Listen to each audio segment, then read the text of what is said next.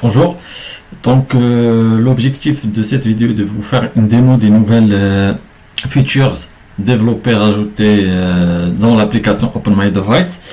La première, c'est le firewall. C'est une sorte de plusieurs interfaces qui vous permettent d'avoir un contrôle sur les ports et sur les IP.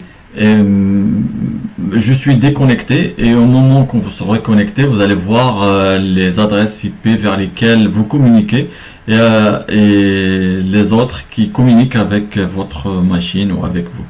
Donc cette interface affiche les ports qui écoutent, les ports locaux dans lesquels vous recevez l'information de l'extérieur, et les ports distants remote, c'est là où vous communiquez. Donc à partir de cette interface, vous pouvez sélectionner plusieurs ports ou IP et créer une règle, soit pour les bloquer, bloc port. Pour les noms, vous pouvez les nommer comme vous le souhaitez.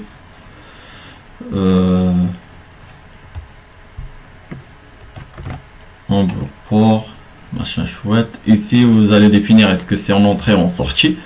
On veut interdire que l'information sort via ces ports. Donc, on va dire la sortie.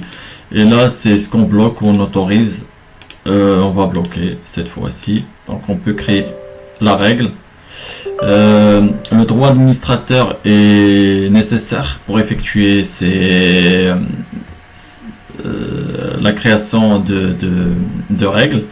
Une fois on a créé cette règle, on peut la supprimer, comme on peut soit l'autoriser ou ne pas l'autoriser. Donc pour changer son fonctionnement, on a ce bouton là, Enable Disable. Là on voit qu'il est activé, on peut la désactiver quand on veut en cliquant sur ce bouton, comme on peut la supprimer. Donc on a vu qu'on a passé par cette interface pour créer une règle. On peut atterrir, là on peut pas, on peut atterrir directement sur cette interface pour créer notre propre règle. Et là cette fois c'est pour un service. Par exemple, on a plusieurs services qui tournent sur la machine et on peut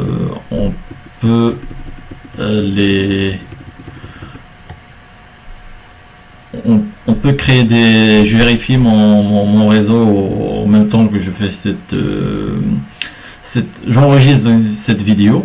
Ici je parlais de service, donc on peut choisir n'importe quel service et dire est-ce qu'on va le bloquer ou est-ce qu'on va autoriser de communiquer avec internet. Un programme aussi, on peut choisir un programme et le bloquer ou l'autoriser à communiquer avec internet.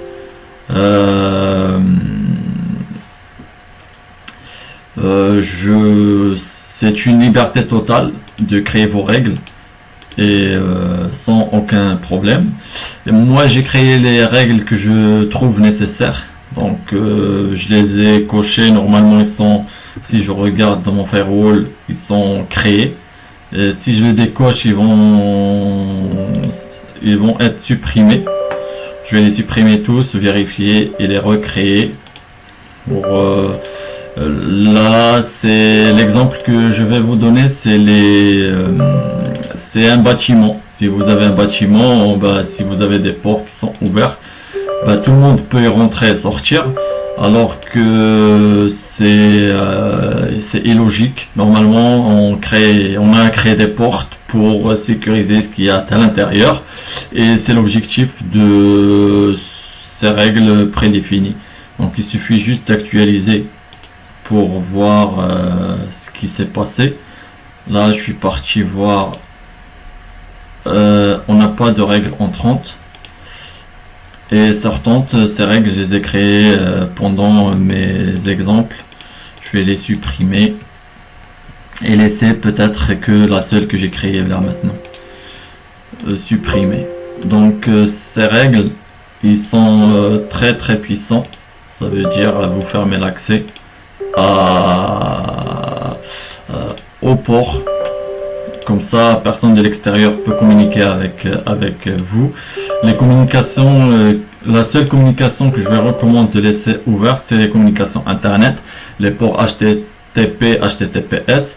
FTP, c'est pour transférer des fichiers, donc pas besoin de les laisser ouverts. Vaut mieux les fermer. Et pour Internet, on peut contourner cette, on va dire, c'est l'évolution des techniques. Le transfert du fichier peut se faire via HTTP, HTTPS avec une technique, bon, c'est pas une technique, mais convertir en binaire et envoyer en texte et puis décompresser ou parser le texte pour récupérer ce qu'on a envoyé. Faut se méfier, et OpenMyDevice va développer des fonctionnalités prochainement pour déjà vous protéger en mode déconnecté, parce que récemment j'ai constaté des connexions même si je suis pas connecté. Donc une prochaine feature concernant les règles recommandées, c'est d'activer en mode déconnecté le check du réseau, et pourquoi pas créer un agent capable de repérer les connexions, un agent IA ou une fonctionnalité qui se base sur l'IA pour détecter les autres connexions quand vous êtes connecté à Internet. Donc si je reviens dans mon firewall, tac tac tac tac tac, je vais rechecker. Je vois que j'ai créé des règles, et ces règles, leur objectif, c'est de fermer les portes. Et l'exemple d'internet, on va le voir parce que c'est un exemple très très concret qui permet de comprendre rapidement ce qui se passe.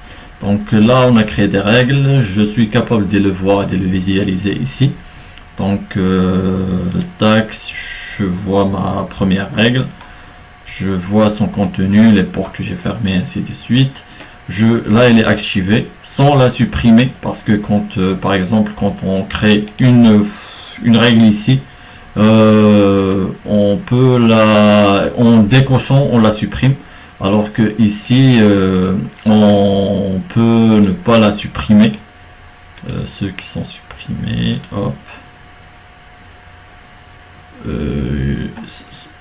on peut ne pas la supprimer mais juste la désactiver. Là je vois qu'il est active, je vais changer son statut pour qu'il devienne pas actif, et comme je peux l'activer. C'est un outil où cette interface elle est très puissante, le firewall.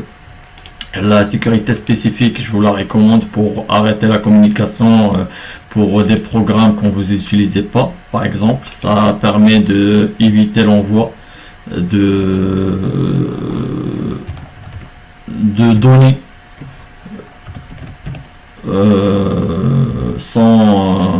sans votre consentement.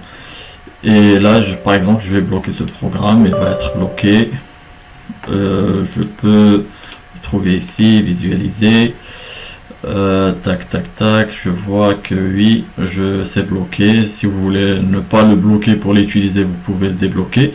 Donc ça, c'est pour le firewall. La signature électronique, on a vu que bon, ça permet de récupérer des informations sur un exe avant de l'ouvrir.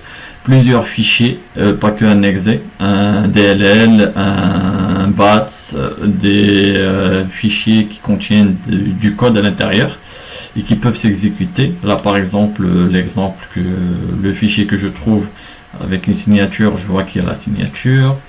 Mon exe qui n'est pas signé, il y a des organismes qu'on paye pour avoir des licences et signer les programmes.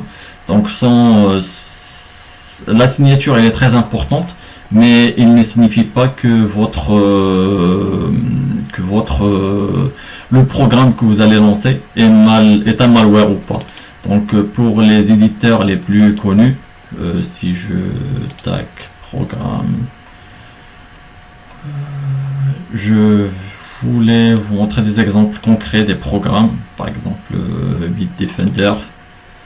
Si je passe un exe, il va me dire que c'est signé, on va voir c'est qui l'a signé, ainsi de suite. Si je passe à un exe, on va voir que c'est signé. On voit c'est qui l'entreprise, la version des informations, où ils sont localisés. Et pour comme dit, ce qui n'est pas signé, des développeurs comme moi qui créent des applications qui ne peuvent pas signer parce qu'ils n'ont pas la licence pour signer, ils ne peuvent pas les signer. Donc une fois on a choisi, par exemple celui-là il n'est pas signé, on peut lancer un scan. Et ce scan il est basé sur une technique de cryptage. C'est un hash, on crypte un fichier. On obtient un hash, c'est comme une empreinte, c'est comme la signature. Bon, enfin, c'est pas comme la signature, mais c'est un mécanisme de la signature. On obtient un hash, ce hash il est unique et qui permet, une fois on effectue un changement, ce hash il change. Quand on change un caractère dans un fichier, le hash il change. Et là, je viens d'effectuer un scan avec plusieurs hash de malware que j'ai trouvé sur internet. On peut les trouver par exemple sur ce site qui propose je suis pas connecté, je vais me connecter par la suite. Je vais juste finir parce que quand je me connecte mon ordi devient un peu plus long. Et tac, je voulais importer des hash parce que là on voit que dans le nombre j'importe des hash, je vois qu'il y avait 100 et quelques fichiers. Je vais scanner un autre fichier, celui-là c'est un bon avec une signature et tout ça.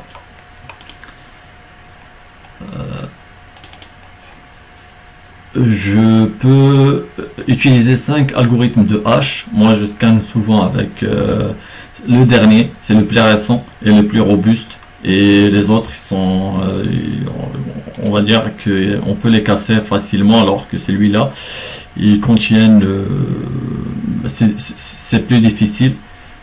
Et donc je vais hacher mon fichier avec cet algorithme.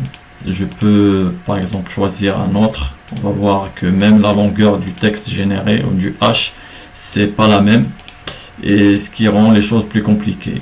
Si je scanne, je vois que je scanne avec un nombre supérieur à celui qui était tout à l'heure, et là c'est un problème d'affichage que je dois corriger. Là je suis en train de scanner mon fichier pour savoir est-ce que c'est un virus ou c'est pas un virus, et le fichier de hash que j'utilise normalement il contient des centaines de millions de hash, ce qui permet de faire un comparatif entre le hash d'un programme et les hash des programmes connus comme malware. Tac, est-ce que oui, je vais activer internet en espérant que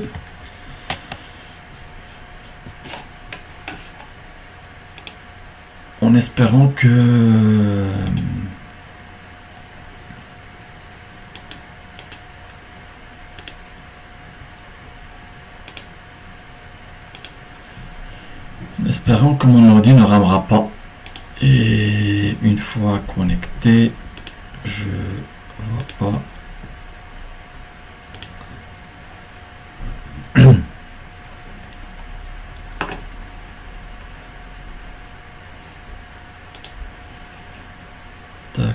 Tac, je suis connecté. Donc là l'objectif de ce site c'est de proposer des hash. Vous pouvez contribuer si vous constatez que vous avez trouvé un malware ou un programme qui cause un dysfonctionnement. Vous pouvez les signaler. Vous allez trouver énormément de hash et de fichiers qui sont considérés comme malware, et donc l'objectif c'est de comparer votre hash avec le hash des malwares existants. C'est une solution parmi d'autres. Et je pense à développer une fonctionnalité pour scanner des répertoires ou des fichiers. Il me demande de checker mon nom, de confirmer que je suis pas un robot. On va le faire ensemble. Et je reviens sur mon application pour vous montrer que là je suis connecté. Si je reviens dans mon firewall et j'y vais dans l'onglet Recommended Security, hop, et que je bloque internet, là j'ai bloqué FTP exprès parce que ça sert à juste un exemple, ça sert à rien de le garder ouvert. Bon, c'est un bon exemple ou un mauvais exemple, on verra. Donc je bloque internet d'abord. Je pense que mon ordi a besoin de temps pour charger des choses. Je sais pas qu'est-ce qu'il fait quand j'active internet. Et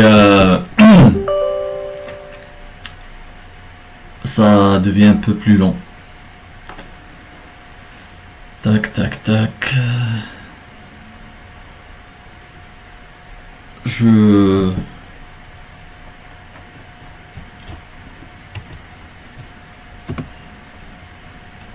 Donc là, normalement, j'ai coupé internet. Si je retourne tac, ici, si j'actualise,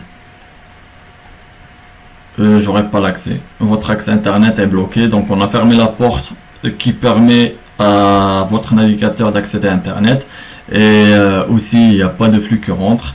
Donc, ce qui fait que si on regarde dans notre firewall, on va trouver qu'on a rajouté une règle sortante, flux sortant, bien sûr.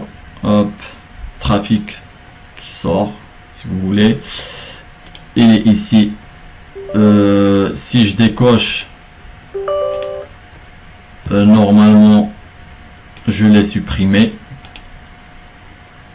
Je la trouve pas, elle a disparu. Si je retourne dans mon application, cette fois je vais l'activer, mais j'irai juste l'afficher pour dire que ma règle tac tac tac, elle est où? Stopper internet, elle est activée, je la désactive. Je retourne ici, je vois que qu'est-ce que j'ai fait? J'ai arrêté internet. J'ai arrêté internet, donc oui, je peux. Je vais la setter. Elle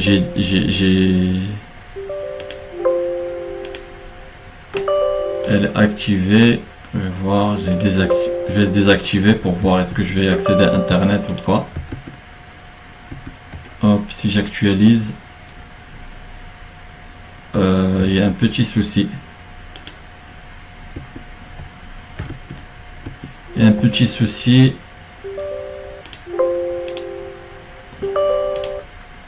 Juste apporter les modifications nécessaires pour régler ce petit souci.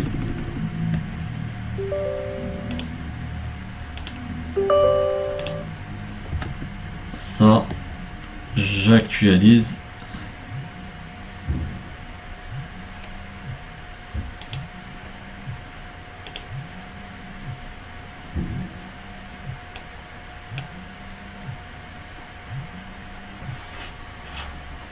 Je vérifie qu'est-ce qui se passe au niveau réseau. Toujours, c'est une habitude que j'ai appris. Donc là, je stoppe. Et bientôt, OpenMyDevice fera ce travail pour vous.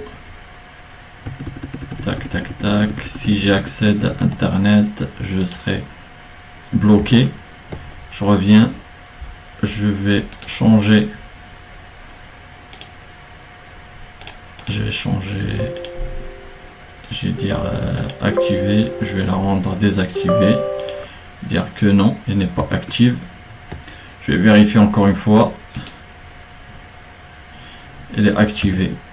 je pense que j'ai une petite condition que je dois régler, parce que s'il est activé, ah oui, je l'ai désactivé, donc j'ai arrêté internet, il n'est pas activé, là je suis en train de l'activer, c'est correct, c'est moi qui ai bugué. Donc là j'active ma règle sans la supprimer, je peux la garder. C'est comme vous voulez, c'est deux alternatives, soit l'une soit l'autre, et ça permet de faire ce travail là, d'activer, de désactiver. Je vais vous montrer le site où vous pouvez récupérer des haches si vous le souhaitez. Des fonctionnalités, je vais développer encore et encore. L'objectif c'est de je pense que la sécurité c'est un luxe aujourd'hui, donc aujourd'hui c'est malheureux de le dire, mais l'objectif c'est de la rendre nécessaire, c'est une nécessité, non pas un luxe.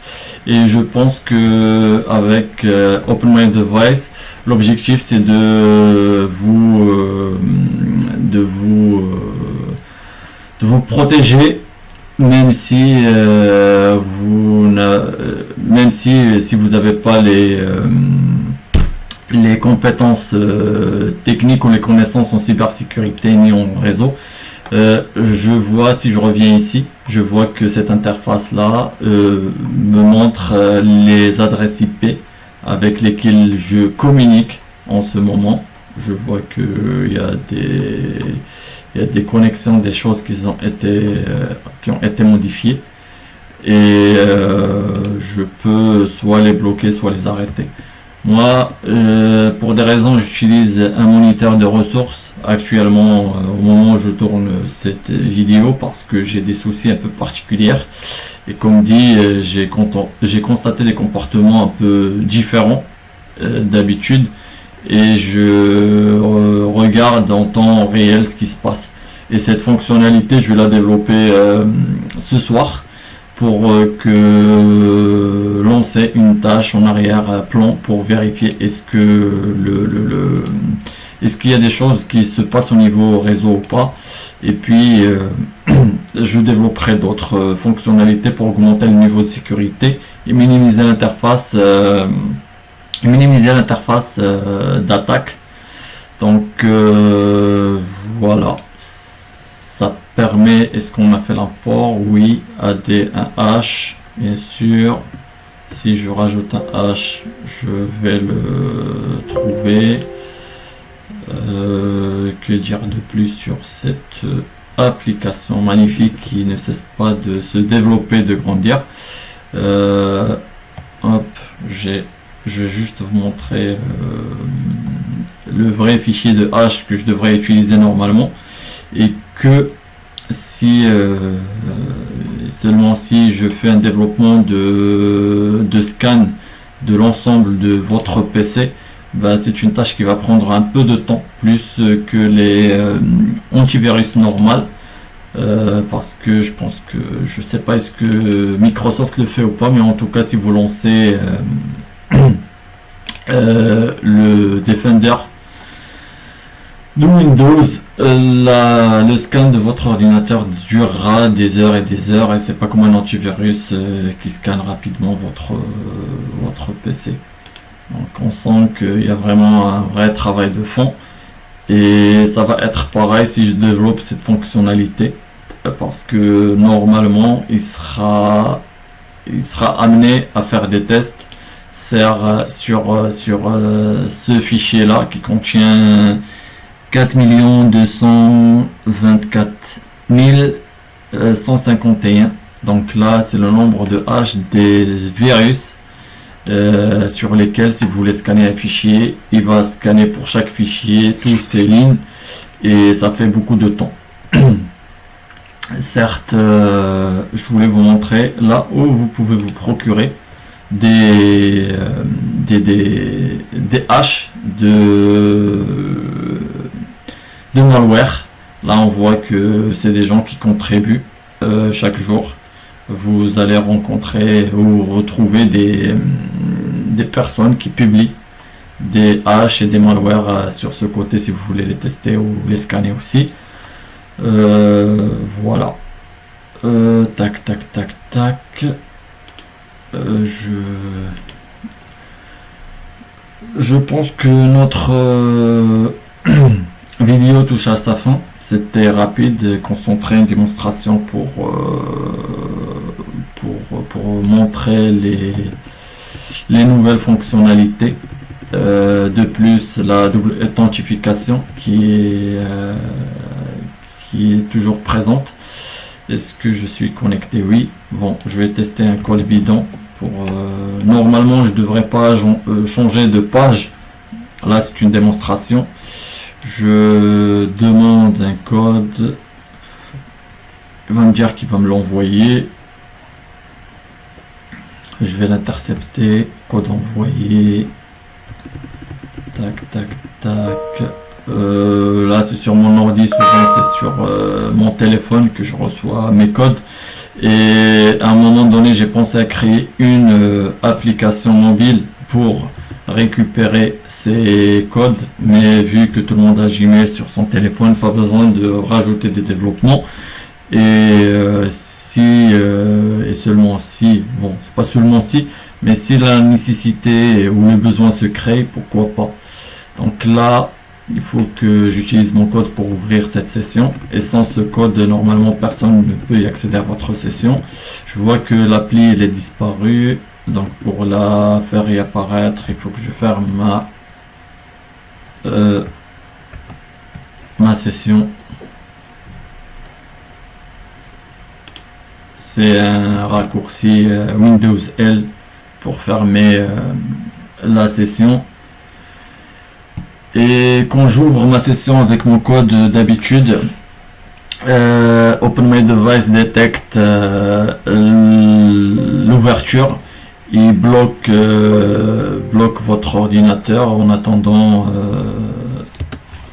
le vrai code pour identifier est-ce que c'est vous qui vous êtes en train d'ouvrir votre session ou pas. Donc mon ordi, je sais pas pourquoi il est bloqué.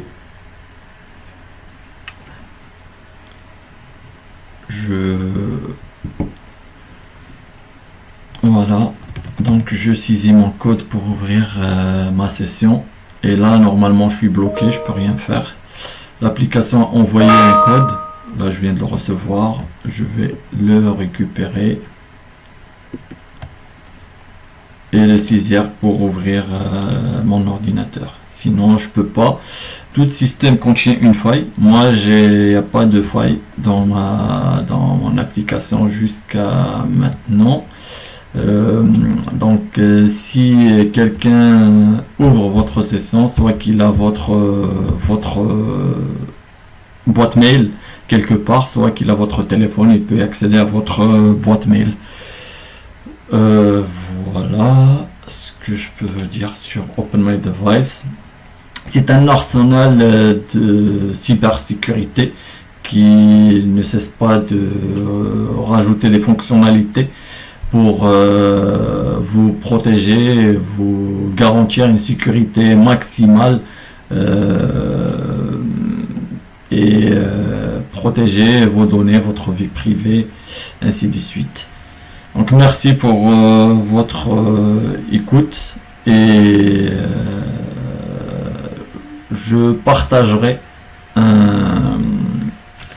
en parlant de port, je partagerai un article sur la newsletter qui va parler d'une technique utilisée par les administrateurs ou les personnes qui ont un privilège de super administrateur à administrateur, qui peuvent accéder à votre machine via le réseau en exploitant de port le 4960-94 et le 4900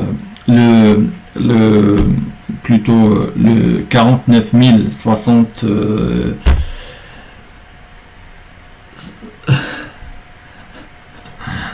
le 49694 et le 49695.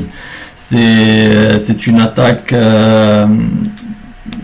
qui ne peut pas être détecté en temps normal parce que c'est le PowerShell qui l'exécute ou des outils d'administrateur, et c'est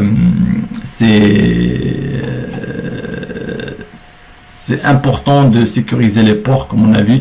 Là par exemple on va mettre fin à cette type d'attaque avec le firewall qu'on a créé, et vous allez avoir plus de détails sur ce type d'attaque et le privilège, je dirais, de l'administrateur sur vos machines si vous êtes connecté à un réseau. Donc merci pour votre attention, et à tout de suite dans l'article.